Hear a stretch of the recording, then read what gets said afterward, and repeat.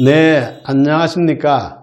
오늘은 미중 전쟁은 한국 시장에 어떤 영향을 미치는가에 대해서 이야기 한번 해볼까 합니다. 미국의 군사 외교 정책은 세계 1위 자리를 유지하는 데 목표를 두고 있습니다.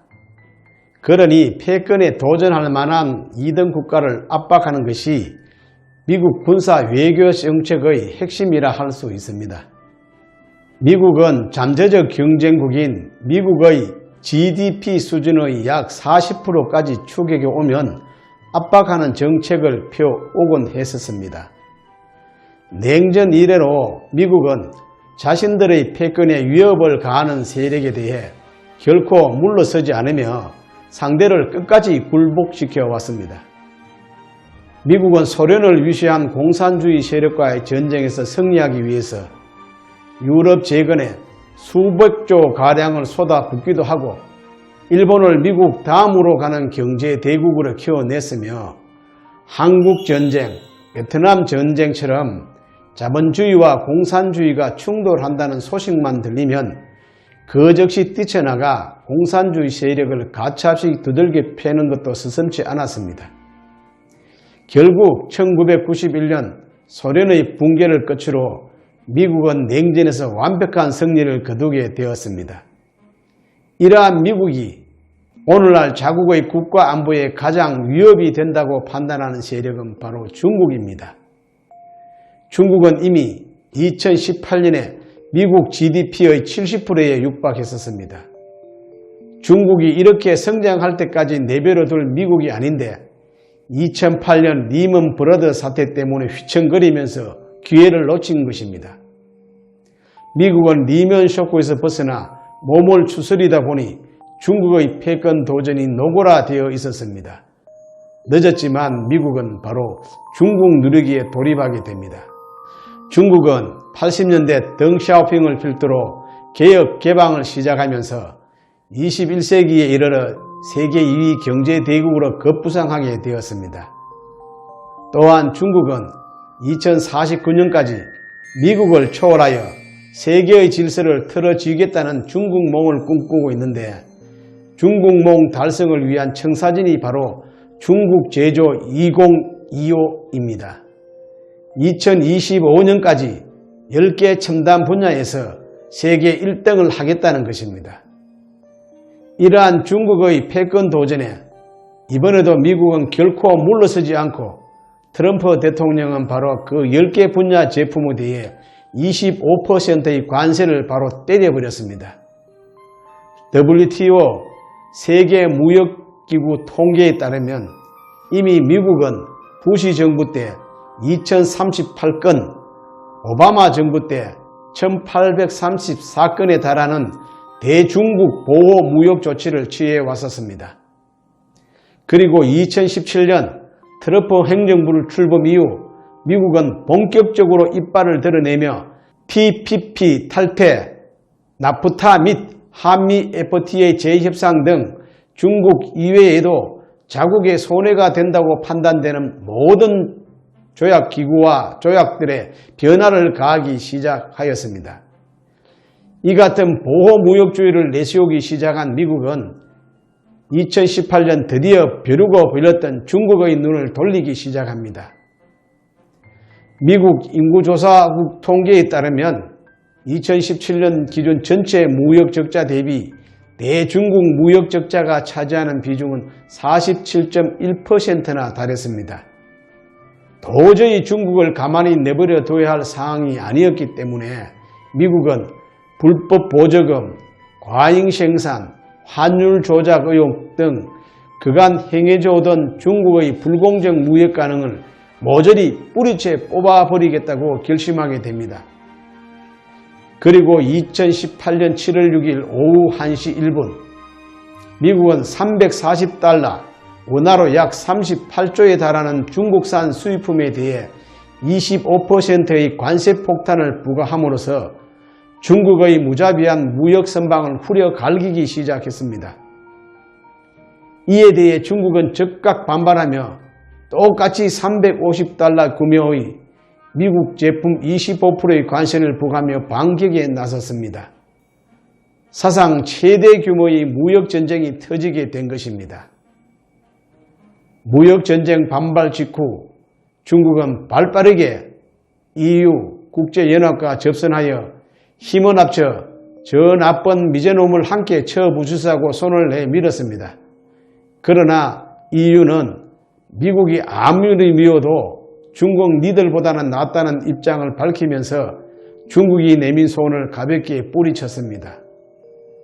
설상가상 미국과 중국이 8월 24일부로 160억 달러 규모의 상대 수입품에 대해 160억 달러의 25%의 추가 관세를 부과하면서 미중 무역은 언제나 눈에는 눈, 이에는 이, 이러한 형태를 이루기 시작하였습니다. 이러한 고래 싸움에 캐나다, 멕시코, 아일랜드, 대만 같은 새우들이 등딱지는 펑펑 터져나오기 시작하였습니다. 최근 한국무역협회 논문 내용에 따르면 이 같은 갈등으로 인해 향후 미국과 중국의 GDP는 각각 0.1%, 0.3% 하락하게 될 것이라고 전망하였으며 최대 수입국인 미국과 최대 수출국인 중국의 경제 규모의 합은 세계 경제의 약 40%를 차지하고 있습니다.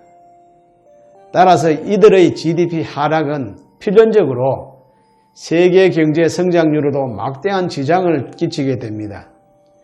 그렇다면 이번 무역전쟁으로 미국과 중국 중 어느 쪽이 더 큰 피해를 보고 있을까요? 당연하게도 큰 피해를 보고 있는 쪽은 미국이 아니라 중국입니다. 미국에 비해 수출 의존도가 높은 중국은 사실 갈등이 해결되기만을 애타게 기다리고 있습니다. 2018년 상반기만 해도 중국에서 파산 기업은 504만 개로 사상 최대의 도산을 기록했었는데 과연 이번 미중 전쟁으로 중국의 기업은 얼마나 더 작살이 나야 할까요? 또한 무역전쟁은 여기서 끝나지 않았습니다. 미국은 9월 24일 2천억 달러라는 사상 최대 규모의 중국산 제품에 10%의 관세를 부과하기 시작하였으며 말 그대로 중국을 개작살 내겠다는 뜻입니다.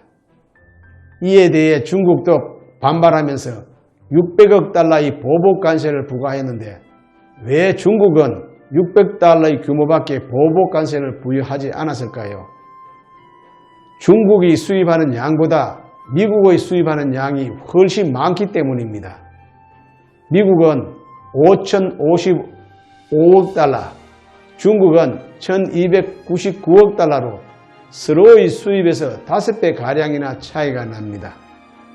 이제 더 이상 중국은 미국에 관세를 부과한 수입품이 없다는 것입니다. 말 그대로 총알이 다 떨어진 것입니다.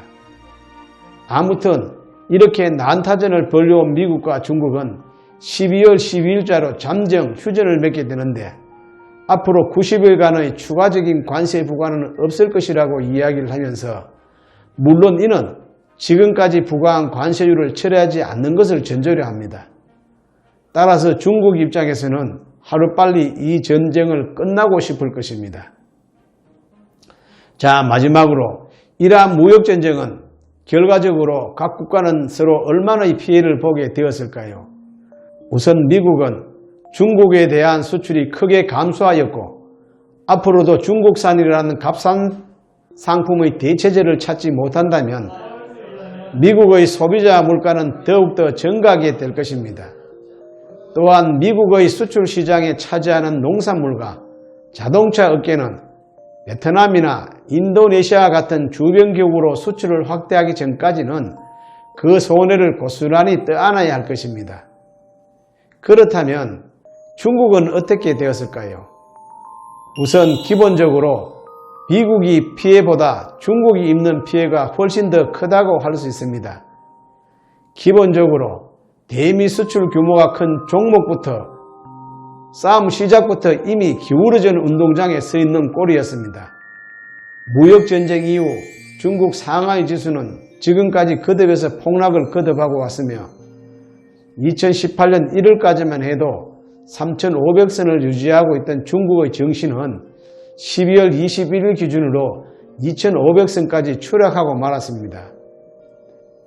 이 때문에 중국 정시에 물린 허브들은 제발 정시가 오르길 두 손 모아 기대하고 있습니다.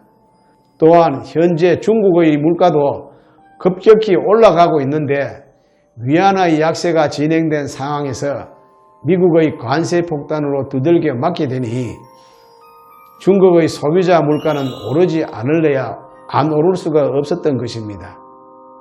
또한 WB 월드뱅크와 IMF 모두 2019년도 중국의 경제 성장률을 하향 조정했으며 중국의 경제적 타격이 불가피함을 예측하였습니다. 네, 오늘 제 이야기는 여기까지입니다. 감사합니다.